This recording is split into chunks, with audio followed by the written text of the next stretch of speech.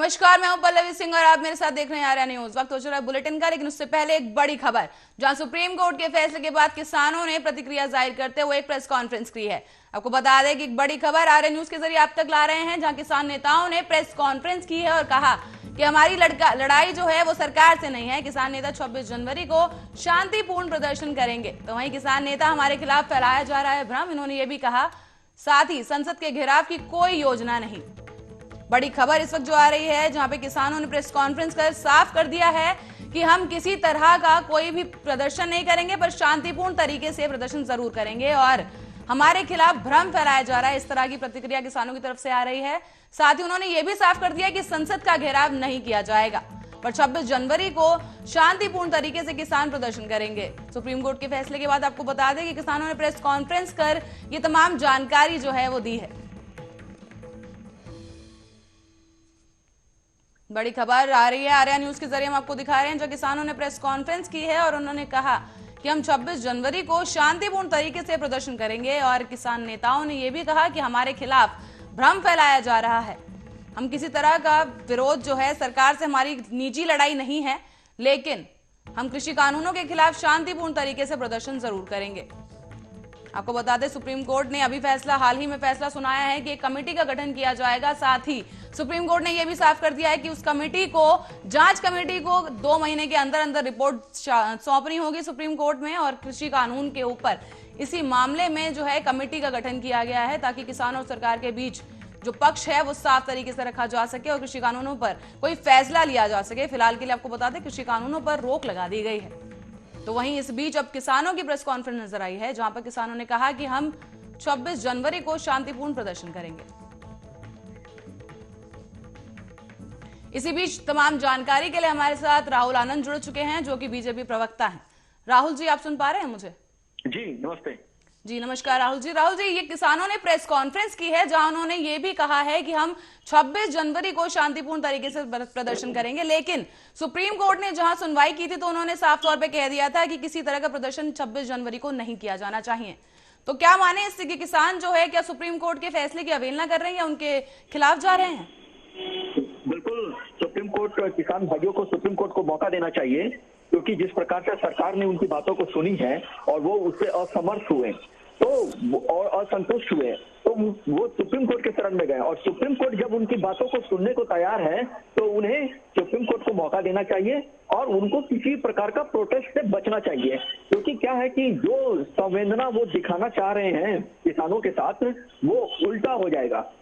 लोग चिढ़ जाएंगे। जिस प्रकार से प्रोटेस्ट होगा, दिल्ली वासियों को परेशानियां होंगी आने जाने में, तो एक आम व्यक्ति की जो संवेदना होनी चाहिए किसानों के साथ, वो उनसे दूर चला जाएगा। इसलिए मेरा अभी आग्रह होगा कि इस प्रकार के प्रोटेस्ट से किसान भाइयों को बचना चाहिए। पर राहुल जी, किसान ये भी कह रहे हैं साथ साथ कि उनका किसी भी तरह का उग्र प्रदर्शन करने का कोई इरादा नहीं है, ना ही संसद का घेराव किया जाएगा। वो शांतिपूर्ण तरीके से प्रदर्शन करना चाहते हैं। देखिए, जब रैलियां निकलेंगी और जब प्रोटेस्ट होना शुरू हो जाएगा, तो वो शांतिपूर्वक नहीं रह जाता है। वो भीड़ भाड़ लग जाएगा, लोगों को समस्याएं होंगी एक जगह से दूसरी जगह जाने में। तो सरकार को और सुप्रीम कोर्ट को, सरकार को तो छोड़िए, सुप्रीम कोर्ट को तो इनका कम से कम कद्र करना ही चाहिए कि इस प्रकार के अतार्किक रवैये से इनको दूर रहना चाहिए। और पर कहीं ना कहीं सुप्रीम कोर्ट ने यह भी कहा था, हम किसी तरह के आंदोलन को रोक नहीं सकते हैं। अगर किसान चाहते हैं तो आंदोलन जारी रख सकते हैं। तो हो सकता है कि इसी क्रम में किसान जो है अपनी बात रखने के लिए किसी तरह का प्रदर्शन करना चाह रहे हैं, पर ये उन्होंने साफ जरूर किया है कि वो उग्र प्रदर्शन नहीं करेंगे, शांतिपूर्ण तरीके से प्रदर्शन करेंगे। देखिए, किसी भी बातों को करने के लिए, मानने के लिए और मनवाने के लिए दोनों पक्षों की सहमति आवश्यक होती है। और यहाँ पर जब सुप्रीम कोर्ट ने उनके फेवर की बात की है, तो मुझे लगता है कि इस प्रकार के कार्य से उनको बचना चाहिए। अगर ये प्रोटेस्ट अशांति में बदल गया, तो फिर यही जिम्मेदार हो जाएंगे। और आज अगर वो शांतिपूर्वक किसी मसले का हल किया जा सकता है, तो थोड़ा मौका देना चाहिए सुप्रीम कोर्ट को। पर कहीं ना कहीं इससे एक बात और हमारे इशारा करती है इस तरफ कि किसानों को जो कमेटी बनाई गई है सुप्रीम कोर्ट द्वारा, उस पर भरोसा नहीं है। क्योंकि सुप्रीम कोर्ट ने तो कह दिया कमेटी बन गई है जिसमें 4 लोग जो हैं चुने गए हैं, और ये भी प्रतिक्रिया सामने आ रही है कि 4 में से 3 लोग बीजेपी की तरफ के हैं। और ये भी सामने आ रहा है कि ये कमेटी 2 महीने के बाद अपनी रिपोर्ट सौंपेगी। तो हो सकता है कि किसान जो है किसी तरह से डामाडोल नजर आ रहे हैं। देखिए, किसानों को तो तो सर्वोच्च न्यायालय की बातों को मानना होगा। और रह गई बात भरोसे की, तो उन्हें किस पे भरोसा है ये वही तय कर ले। और जब सरकार से निपक्ष होकर सुप्रीम कोर्ट फैसला देता है तो, और ये बात अलग है, आरोप जो लग रही है ये बात अलग है कि वो सरकार के फेवर के लोग हैं, लेकिन वो पढ़े लिखे लोग हैं, वो जजेस हैं। तो जज जब भी फैसला लेंगे वो देश हित में फैसला लेंगे, तो उनको इन सभी बातों का प्रतिक्रिया नहीं करना चाहिए, बचना चाहिए। जी, पर राहुल आनंद जी, ये बात भी सामने, इसी से इनकार नहीं किया जा सकता कि किसानों का जो आंदोलन है काफी दिनों से लगातार जारी है। 50 दिन करीब मान के चलूंगी कि जब किसान आंदोलन करे जा रहे हैं और सरकार के खिलाफ अपनी मांगे रख रहे हैं, तो अब जो कमेटी बना दी गई है, तो आपको क्या लगता है कि किसानों की तरफ से इस तरह की प्रतिक्रिया जो आ रही है, तो उससे क्या दर्शाता है? किसानों की मानसिक स्थिति जो है इस वक्त, वो कहीं ना कहीं उन्हें अभी भी डर सता रहा है कि कहीं ना कहीं ये कृषि कानून जो है अभी के लिए तो स्थगित कर दिए गए हैं, लेकिन बाद में हो सकता है लागू कर दिए जाए दोबारा। और देखिए, किसान बिल में पहले ही इस चीज का क्लियर कर दिया गया था सरकार की तरफ से कि इसमें किसी प्रकार के आपको डरने की आवश्यकता नहीं है, और ये आपको सशक्त बनाने की दिशा में उठाया गया कदम है, जिससे भविष्य में आप अपनी पटकथा लिखने में कामयाब होंगे। और जो कमिटी की बात है, और जो कमिटी की जो जहां तक बात है, और सुप्रीम कोर्ट की मैं बात करूं, तो कोई भी व्यक्ति या संगठन या सरकार या न्यायपालिका ये जरूर चाहती है कि हमारे देश के अंदर अगर कोई असंतुष्टता का माहौल बना है तो उसको किस प्रकार से खत्म किया जा सकता है, और उस खत्म करने की दिशा में अगर कोई कदम उठता है तो उसका स्वागत करना चाहिए। जी राहुल जी, बहुत बहुत शुक्रिया इस तमाम जानकारी के लिए और हमारे साथ जुड़ने के लिए।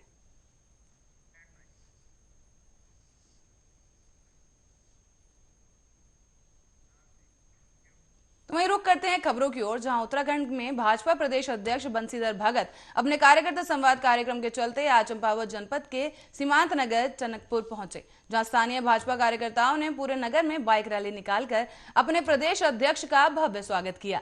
तो वहीं आपको बता दें कि भाजपा प्रदेश अध्यक्ष ने टनकपुर आगमन पर कांग्रेस कार्यकर्ताओं ने पूर्व विधायक हिमेश खरकवाल के नेतृत्व में काले झंडे दिखाकर अपना विरोध भी दर्ज कराया। विरोध कर रहे कांग्रेस के पूर्व विधायक हिमेश खरगवाल ने अपना विरोध दर्ज कराते हुए कहा कि जो प्रदेश अध्यक्ष महिलाओं का सम्मान ना करता हो, ऐसे व्यक्ति का हम माता पूर्णगिरी के पावन धरती पर टनकपुर में आने पर हम जरूर विरोध कर रहे हैं। और वहीं कार्यकर्ताओं से संवाद करते हुए भी प्रदेश अध्यक्ष भगवत आगामी चुनावों को लेकर निर्देश देकर मीडिया को संबोधित करते हुए बंशीधर भगत के उनके सरकार द्वारा किए विकास कार्यों पर आगामी चुनाव में जीत का दावा किया है। तो आपको बता दें कि काले झंडे दिखाने वाले कांग्रेस विधायक से चुटकी लेते हुए कहा गया कि कांग्रेस के हालात क्या हो गए हैं कि एक विधायक पद का प्रत्याशी महज 5 कार्यकर्ताओं के साथ काला झंडा दिखा रहा है। इस बात से ही स्थिति साफ हो जाती है।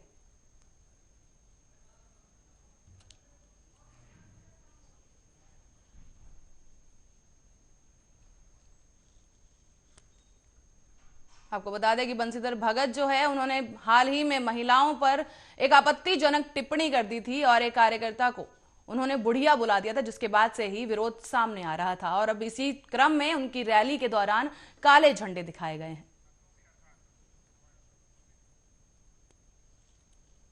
वहीं इस मामले में तमाम जानकारी के लिए अशोक सरकार हमारे साथ जुड़ गए हैं। अशोक जी, सुन पा रहे हैं आप मुझे? जी। तो क्या पूरा मामला है वहां पर, क्योंकि देखा गया था कि हाल ही में उन्होंने बड़ी अभद्र टिप्पणी की थी एक महिला अधिकारी पर, अध्यक्ष पर। तो अब कांग्रेस की तरफ से क्या प्रतिक्रिया, क्या हालात क्या है उस वक्त रैली के वहां पर? जी, मैं आपसे ये कहना चाहूंगा कि जो नेता प्रतिपक्ष है डॉक्टर इंदिरा आदर्श, उन पर टिप्पणी की थी चक्कर में जो है सब कांग्रेसों में विरोध है, खासकर जो महिलाओं में, कि एक महिला के साथ अभद्र का चक्कर में सबके अंदर आक्रोश है। इसको लेते हुए आज टनकपुर में काला झंडा भी दिखाया गया। तो सुरक्षा के क्या इंतजाम किए गए हैं वहां पर? पुलिस प्रशासन की तरफ से क्या तैयारियां की गई, क्योंकि कोरोना का भी संक्रमण का खतरा है और इस वक्त में इस तरह की रैली देखना जो है वो अपने आप में बड़े सवाल खड़े करते हैं। तो सुरक्षा के लिहाज से वहां पे क्या इंतजाम किए गए? सुरक्षा जो है, अब पुलिस तो अपनी सुरक्षा पूरी व्यवस्था थी, मगर सत्ता में सरकार है, इसको लेते हुए जो है पुलिस भी ज्यादा कुछ ना फेंकते हुए दिखाई दिए। तो उनकी रैली के दौरान जो काले झंडे दिखाए जा रहे हैं, इस पर क्या प्रतिक्रिया सामने आई है उनके समर्थकों की? झंडा उनको विरोध किया, मगर रोकने पुलिस ने पूरी कोशिश की, मगर पुलिस भी असफल रहे। ठीक है, तमाम जानकारी के लिए आपको बहुत बहुत शुक्रिया।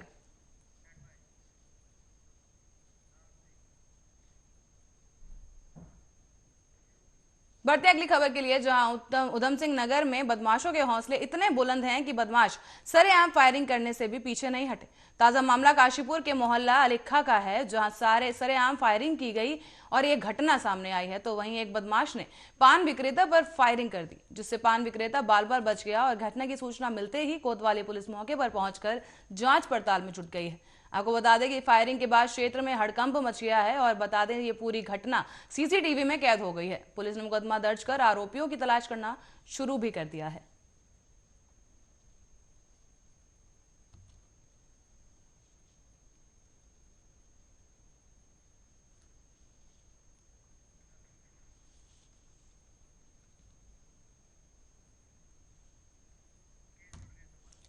वही हमारे संवाददाता मुकेश इस तमाम जानकारी को देने के लिए हमारे साथ जुड़ गए हैं। मुकेश जी,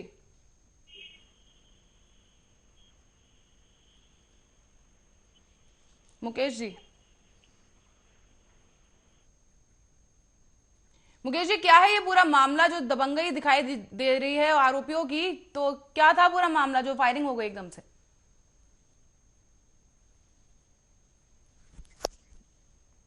मुकेश जी, क्या थी पूरी वारदात, जरा विस्तार में बताइए। हेलो जी मुकेश जी, मुकेश जी, सरेआम इस तरह की बदमाशों की हरकत सामने आई है, जहां सरेआम फायरिंग कर दी गई एक शख्स पर, क्या है ये पूरा मामला? ये बताना चाहूंगा, 10 जनवरी की रात डीएम कैंप कार्यालय के ठीक सामने कुछ लोगों द्वारा फायरिंग की गई, जिसको लेकर सीसी कैमरे में कैद हो गए। हालांकि पुलिस इसकी तरफ जांच कर रही है और जल्दी खुलासा कर दीजिएगा। तो सरेआम फायरिंग हो गई और पुलिस जो है सोती रही, मतलब पुलिस की तरफ से क्या प्रतिक्रिया सामने आई है? और वो जो शख्स है जिस पर फायरिंग की गई है वो किस हाल में है?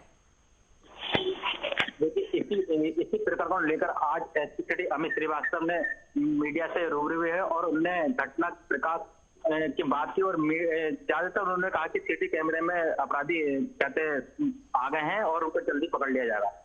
जी, बहुत बहुत शुक्रिया इस तमाम जानकारी के लिए। तो वहीं हल्द्वानी में पुलिस और प्रशासन का इकबाल खत्म होता नजर आ रहा है। सीसीटीवी कैमरे में कैद हुई तस्वीर इस बात को तस्दीक कर रही है कि 10 जनवरी की रात डीएम कैंप के सामने चर्च कंपाउंड परिसर में फायरिंग की गई, जिसकी तस्वीरें सीसीटीवी में कैद हो गई। और यही नहीं, फायरिंग करते हुए युवक भी साफ साफ सीसीटीवी कैमरे में देखा जा सकता है। लिहाजा ये घटना का वीडियो तेजी से सोशल मीडिया पर भी वायरल हो रहा है और पुलिस को इस बारे में जानकारी तक नहीं है। एसपी सिटी अमित श्रीवास्तव से जब मीडिया ने इस बारे में बयान लेना चाहा तो वीडियो देखने के बाद एसपी सिटी अमित श्रीवास्तव ने मीडिया से कहा कि इसकी जांच कराई जाएगी और यदि यह घटना सही साबित होती है तो उचित कार्रवाई भी की जाएगी। गौरतलब है कि जीएम कैंप के पास इस तरह से खुलेआम गोली चलाने की घटना का वीडियो वायरल होने के बाद पुलिस रात्रि गश्त पर सवाल उठ रहे हैं।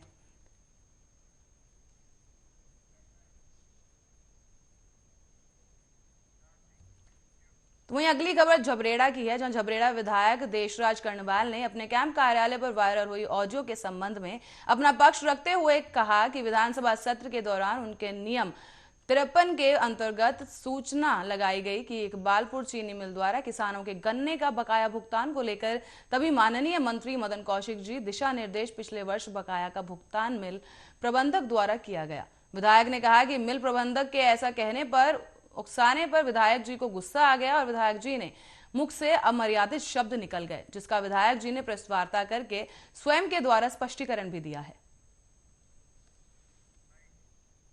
सबसे बड़ी पार्टी है और अनुशासन के कारण अपने चरित्र के कारण भारतीय जनता पार्टी संसार की सबसे बड़ी पार्टी बनी है और मैं उसका छोटा सा कार्यकर्ता हूं और मेरे से जो शब्दों का चयन हुआ है वो गलत हुआ है, उसके लिए मैं खेद प्रकट करता हूं। तो बहुत हैं इसमें। मैं सबसे पहले मीडिया कर्मियों का बहुत बहुत आभार व्यक्त करूंगा कि वो गांव-गांव कोने-कोने में जाकर के खबरों को एकत्रित कर रहे हैं।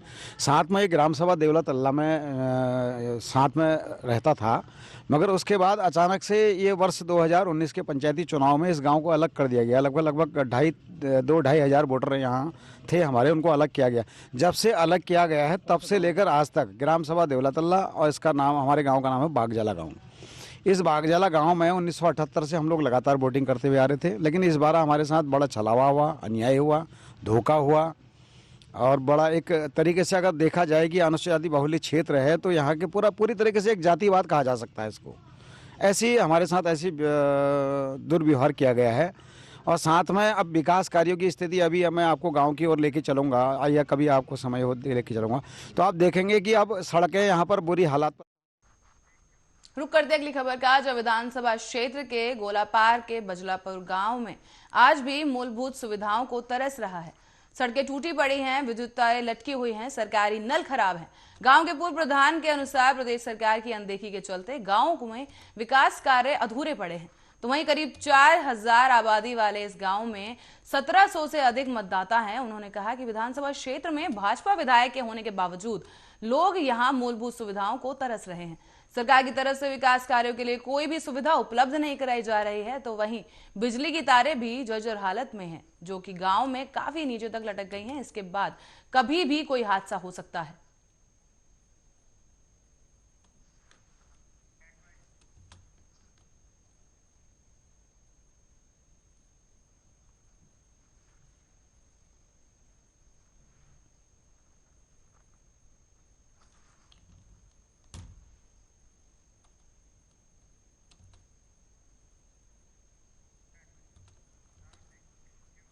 तो वहीं हरिद्वार के एआरटीओ के निर्देशन में चलाए जा रहे सड़क सुरक्षा अभियान में रानीपुर जाल पर वाहनों को रोककर चेकिंग की जा रही है।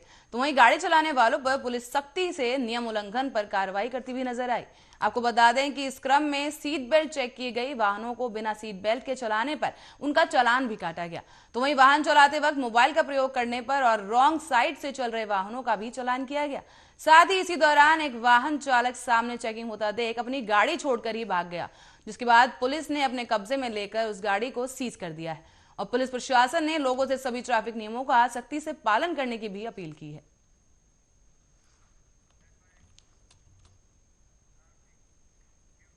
तो वहीं मुख्यमंत्री श्री त्रिवेंद्र सिंह रावत ने स्वामी विवेकानंद की 158वीं जयंती के अवसर पर आयोजित युवा चेतना दिवस कार्यक्रम में वर्चुअल प्रतिभाग किया। इस अवसर पर उन्होंने प्रदेश के कई युवाओं से संवाद भी किया। मुख्यमंत्री श्री त्रिवेंद्र सिंह रावत ने कहा कि जल्द ही राज्य में युवा आयोग अस्तित्व में आ जाएगा। उन्होंने ये भी कहा कि स्वामी विवेकानंद एक ध्येय वाक्य दिया है और उठो, जागो और तब तक मत रुको जब तक लक्ष्य प्राप्त ना हो।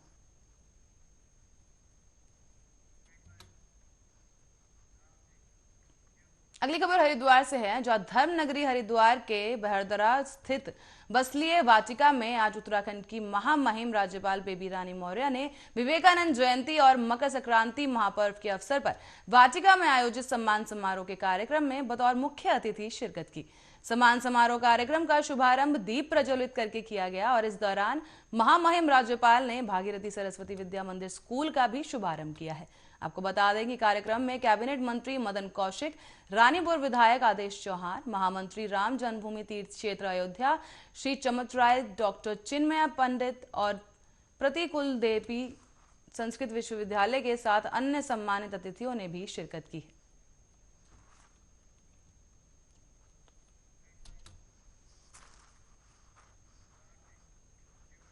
रुक करते हैं अगली खबर का, जहां उधम सिंह नगर जनपद के सीमांत क्षेत्र खटीमा में आज उत्तरांचल पंजाबी महासभा द्वारा लोहड़ी का पर्व धूमधाम से मनाया गया।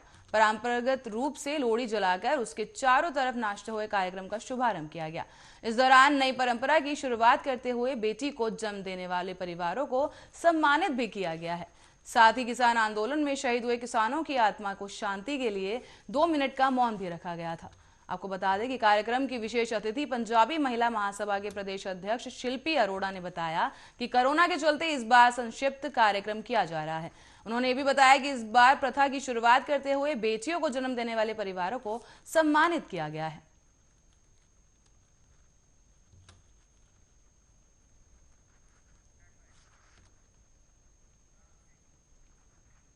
तो वहीं उत्तराखंड राज्य मंत्री रेखा आर्या ने बर्ड फ्लू को लेकर अधिकारियों के साथ आज बैठक की है, जिसमें अधिकारियों से बर्ड फ्लू के संक्रमण और बचाव को लेकर राज्य मंत्री ने चर्चा भी की। इस दौरान उन्होंने जरूरी दिशा निर्देश दिए हैं और साथ ही बैठक में जानकारी दी गई कि प्रदेश में बर्ड फ्लू की स्थिति पूर्णतः नियंत्रण में है। तो वहीं बर्ड फ्लू से डरने या घबराने की कोई आवश्यकता नहीं है, बल्कि सतर्क और जागरूक बनने की जरूरत है। राज्य मंत्री रेखा आर्या ने यह भी कहा कि उत्तराखंड में पोल्ट्री सेक्टर में बर्ड फ्लू नहीं पाया गया है। पोल्ट्री सेक्टर में अभी अपने आप में पूरी तरह से सुरक्षित है। और बता दें कि बर्ड फ्लू संक्रमण के नियंत्रण के लिए आज राज्य स्तरीय और जनपद स्तरीय समिति का गठन कर दिया गया है। राज्य स्तरीय समिति के अध्यक्ष अपर मुख्य सचिव कृषि उत्पादन आयुक्त उत्तराखंड शासन और जनपद स्तरीय समिति के अध्यक्ष जिलाधिकारी होंगे।